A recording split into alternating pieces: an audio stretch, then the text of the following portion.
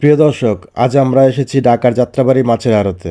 জাতীয় নির্বাচন সামনে রেখে এখানকার মাছের বাজারে বেশ কিছু পরিবর্তন দেখা যাচ্ছে। বিশেষ করে পদ্মা নদীর ইলিশ মাছের সরবরাহ বেড়েছে, আর সেই সাথে কিছুটা দামও কমেছে। এই আড়তে পাইকারি দামে পদ্মার তাজা তাজা ইলিশ মাছ বিক্রি হচ্ছে। ব্যবসায়ীদের সঙ্গে কথা বলে জানা যাচ্ছে, জাতীয় নির্বাচনের আগে যাকে যাকে পদ্মা নদীর ইলিশ ধরা পড়ায় বাজারে মাছের চাপ বেড়েছে। আজকের এই ভিডিওতে আপনাদের দেখাবো যাত্রাবাড়ী মাছের আড়তে আসল চিত্র, পাইকারি বাজারের ইলিশ মাছের বর্তমান দাম, এই বাংলাদেশের সর্বশেষ মাছের বাজার পরিস্থিতি। আপনি যদি জানতে চান জাতীয় নির্বাচনের আগে পদ্মার ইলিশ মাছের দাম কেমন, তাহলে এই ভিডিওটা শেষ পর্যন্ত দেখুন।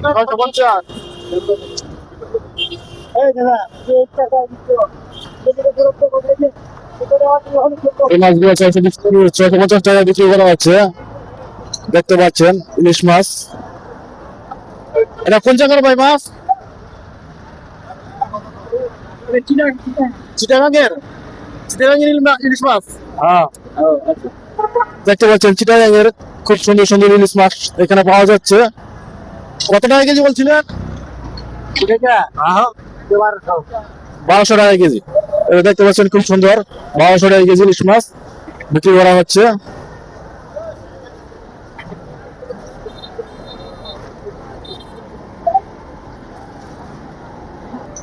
দর্শক, এগুলো হচ্ছে চিটাগাংয়ের।